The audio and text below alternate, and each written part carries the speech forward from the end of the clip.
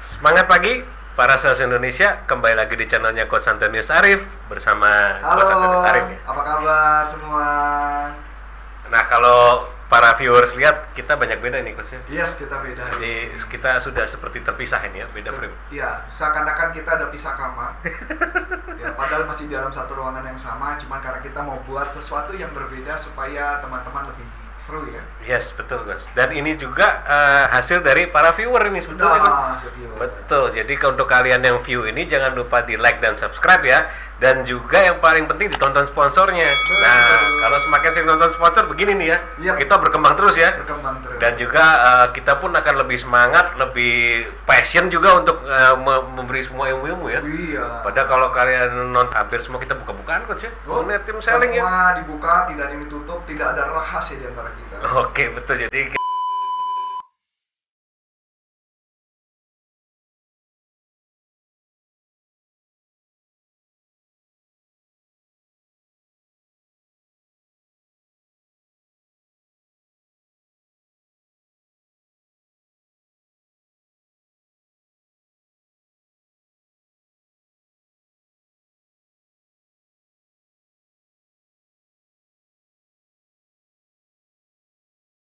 beberapa video menjawab pertanyaan juga dari yang kalau kalian beri pertanyaan di bawah gitu kan, mau startup bisnis kayak atau jadi sales yang efektif gimana, tanya di kolom bawah nggak apa-apa, kita akan jawab, bisa jawab saat itu langsung atau kita bikin videonya Coach ya. Betul, untuk menjawab itu hari ya. Ini ya. Hari ini kita akan bahas satu topik yang memang ditanyakan sama peserta ya. Bukan peserta kita sebutnya. Viewer. Nah, jadi untuk viewer hari ini kita mau bahas salah satu adalah mana pertanyaan gini Coach ya. Kenapa kita sudah taruh proposal gitu kan ya? Sudah taruh proposal. Berarti kan itu udah prospek ada yang ya. Minta. Udah ada yang minta ya. Udah ada yang minta, udah dikasih proposal, dianya minta harga, begitu kita kasih dihubungin nggak bisa orangnya. Iya. Terus habis itu ya susah dihubungin. Nah itu kalau mungkin viewer yang tadi bertanya itu kenapa sih Coach? Nah ini menarik nih, ini menarik. Jadi saya sekitar beberapa tahun yang lalu juga pernah ada perusahaan yang bilang begini, kami kerjanya itu setiap hari membuat proposal dan tim sales kami sampai dia tidak pernah keluar menelpon customer karena proposalnya sangat banyak. Dan tapi anehnya tingkat closingnya itu hanya di bawah 10%, bahkan bisa jadi di bawah 5%. Di bawah 10%? Di bawah 10%. Kalau bikin 100 proposal, closingnya 5? 10. Di bawah 5, ya 5. Kadang 3. Malah kadang enggak. Bikin proposal 1 berapa? Nah, itu perusahaan itu ada pabrik, dia itu merupakan pabrikan. Kemudian ternyata kemarin saya kemudian ada mengajar di salah satu corporate leasing untuk sewa rental kendaraan, tapi perusahaan besar sekali, perusahaannya skala nasional, itu juga sama. Jadi dia masukin proposal, minta proposal, dan tiap hari kerjanya proposal, tapi nggak closing. Mereka stres nggak tahu kenapa. Nah, jadi ini yang menarik sih Pak Michael. Jadi gini, jadi dari gambaran ini saya mulai mencari tahu itu salahnya di mana. Dulu juga saya sama, nggak punya gambaran. Sampai akhirnya saya belajar dengan salah satu perusahaan yang sangat besar di Inggris. Dan di perusahaan tersebut dia mengajarkan saya berbagai teknik dan saya baru ngeh kesalahannya di mana. Nah, nggak murah ilmu ini berarti Coach. Ilmu ini tidak murah. Ya, sampai mesti ke Inggris loh, bayangin. Betul. Bukan hanya sebenarnya ke Inggris, bahkan kalau belajarnya saja satu kali belajar mereka sekitar 5.000 pound sterling. Waduh. Jadi ilmu ini ilmu mahal. Ini gratis buat viewer Coach. Oh, gratis. Asal di like, subscribe sama nonton sponsor ya. Nonton sponsor.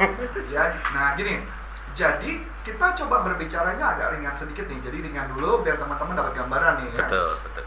Jadi kita ambil contoh yang paling gampang nih. Kita coba. Pak Michael pernah dong pengen beli sesuatu barang, pernah? Oh, kayaknya hampir setiap saat kan. Hampir setiap saat. Iya, nah, betul. Ini menarik.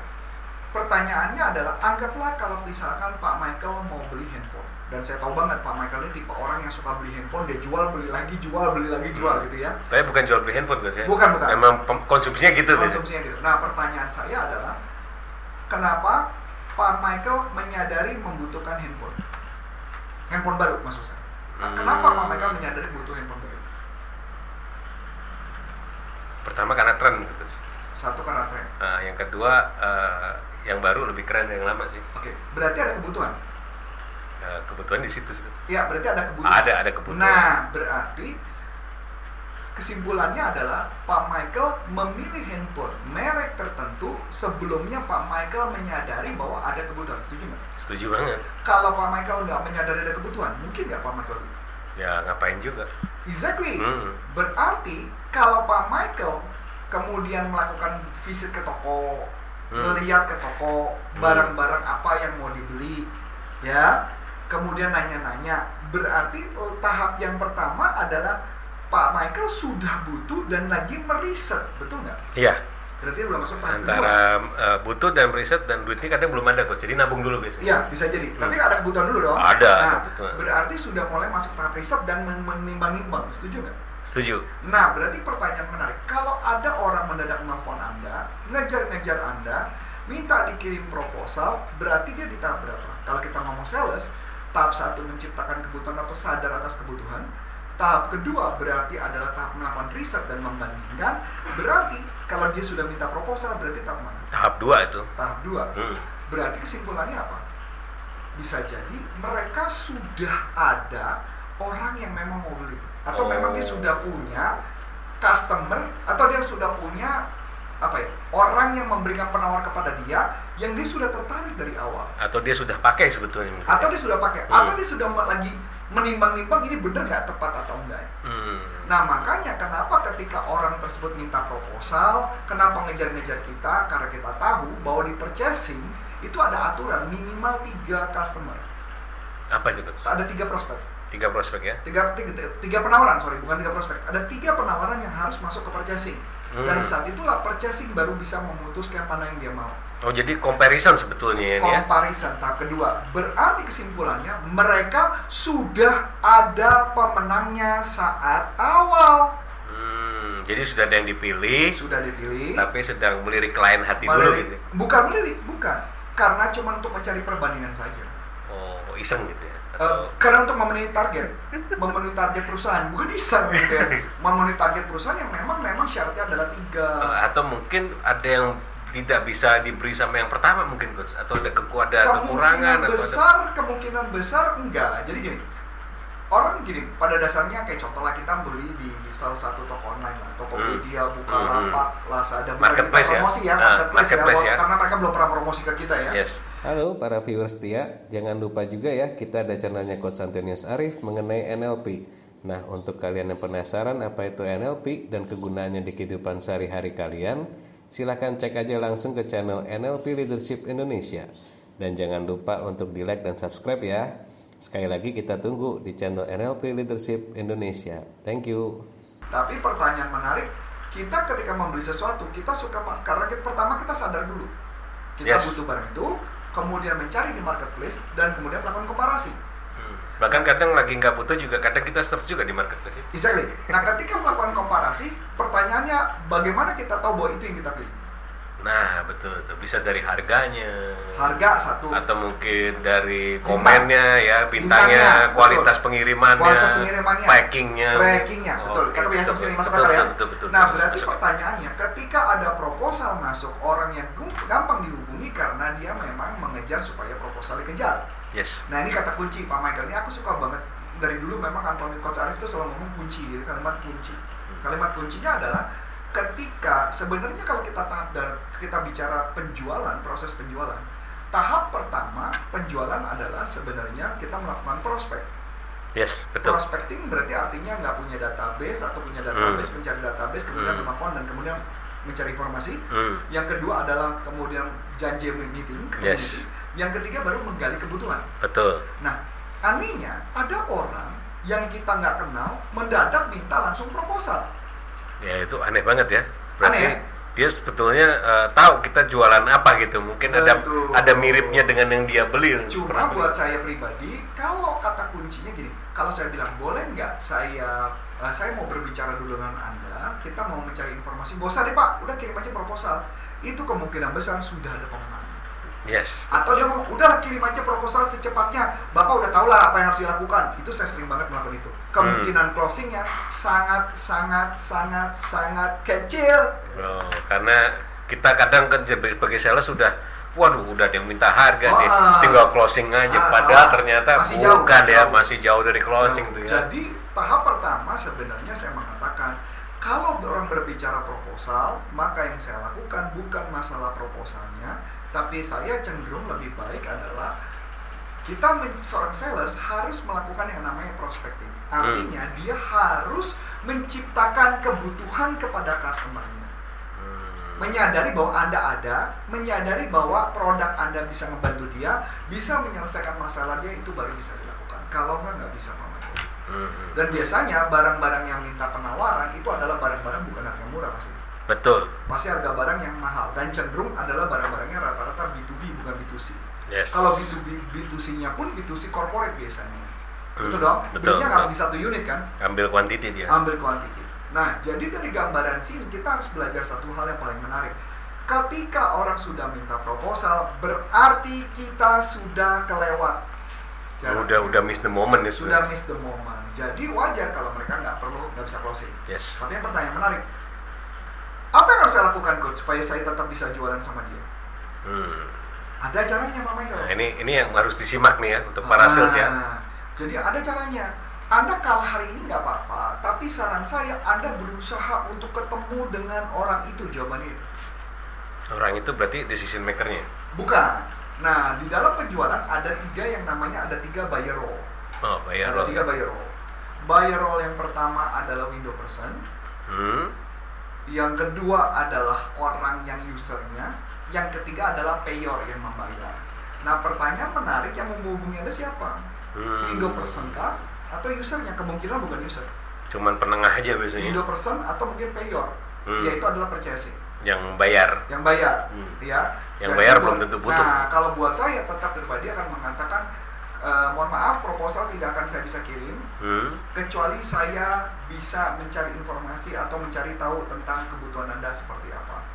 Oh, bikin meeting berarti. Bikin meeting. Nah, pada saat bikin meeting inilah adalah kesempatan kita, Pak Michael, supaya kita bisa sempat untuk menjalin hubungan. Yes. Saya ambil contoh nih, ini cerita nyata ya, bukan seorang Antonius Arif pun ketika jualan, bukan nggak ada customer yang suka membandingkan, ada loh. Yes. Saya ambil contoh. Waktu itu saya pernah ditelepon oleh salah satu perusahaan telekomunikasi terbesar. Bukan, jadi perusahaan salah satu penyedia jasa telekomunikasi. Orang itu telepon ke tim saya, kemudian kita janji meeting, dan ketika kita meeting pertama ada yang datang adalah tim, kemudian meeting kedua saya yang datang. Dan saya sudah mencurigai dari awal kalimat yang digunakan. Dia kalimat gini, sesuai perjanjian, sesuai dengan yang sudah kami bicarakan dan sudah kita janji bersama, maka kami minta begini. Saya diem sebentar, saya colek kepada tim saya. Memang udah ada perjanjian? Belum ada. Lah, ini dia janji sama siapa? Udah ini ya, agak imajinasi sendiri perjanjian ini. Exactly. Nah, jadi dari awal dia bilang janjian, saya curiga, kenapa dia bilang janji kan gitu ya? Saya bilang, Bapak, maaf Pak, kayaknya kita belum ada janji apapun mengenai komit apa yang akan kami serahkan. Dia langsung ngomong, kayak belok-belok gitu loh. Nah, dari situ saya mencurigai ini sudah ada pemenangnya. Nah, biasanya kalau ada kayak kondisi gini, ada dua strategi sih Pak Michael yang bisa kita lakukan. Either satu, Anda bisa banting banget harganya. Oke. Banting banget harganya supaya minimal rusak penawarannya. Kalau Anda memang niatnya jahat. Jadi goyah sama yang sana udah goyah duluan ya. Goyah duluan, walaupun mungkin gak ada yang menang nggak masalah. Kalaupun dia menang pun angkanya akan berantakan banget. Nah, ini saya kasih clue ya. Ini agak jahat sih, terus agak jahat sih. Ini saya ngajarin Anda nih cara yang menurut saya memang kita harus pakai tricky.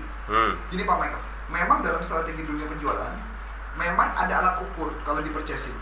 Oke. Jadi alat ukur itu misalkan contoh, jadi biasa gini loh, kemenangan belum tentu faktor harga, tapi ada faktor-faktor lain.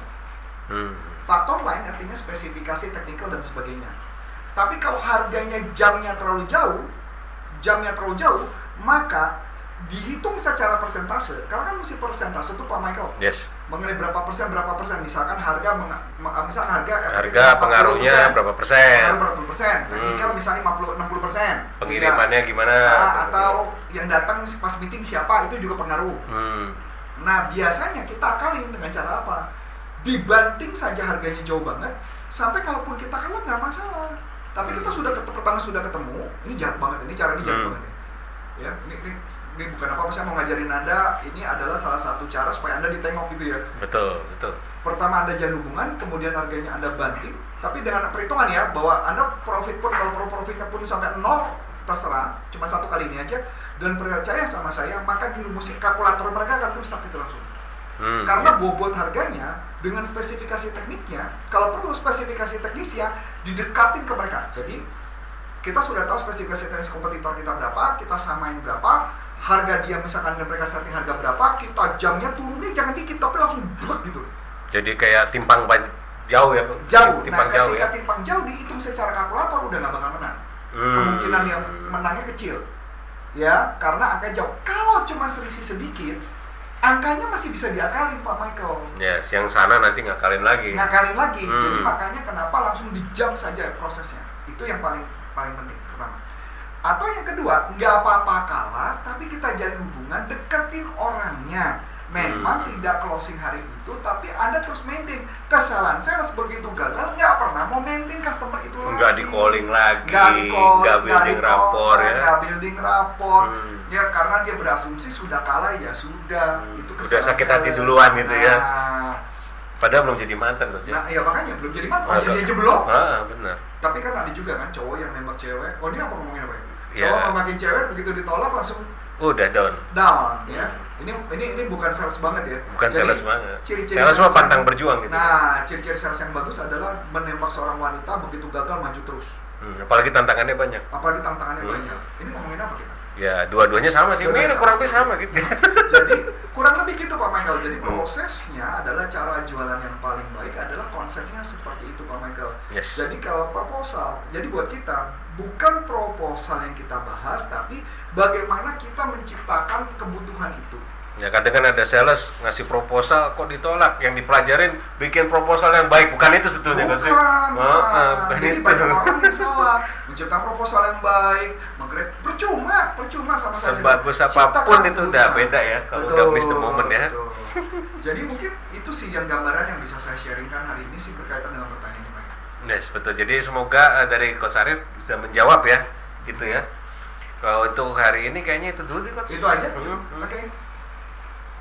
So buat teman-teman, kalau mama Anda semua merasa sudah bisa menjawab, semoga ilmu ini bisa sangat bermanfaat buat hidup Anda sehingga bisa meningkatkan penjualan Anda. Ya, so buat teman-teman mungkin juga tadi lagi melihat-lihat kok ada kaos gitu ya. So kaos itu bisa Anda miliki, nanti tinggal tanya aja di bawah ada informasinya. Oke. Yes. So saya Coach Antoni Sarif dan saya Michael mengucapkan banyak terima kasih, sukses buat Anda dan sampai jumpa. Salam performance. Bye bye.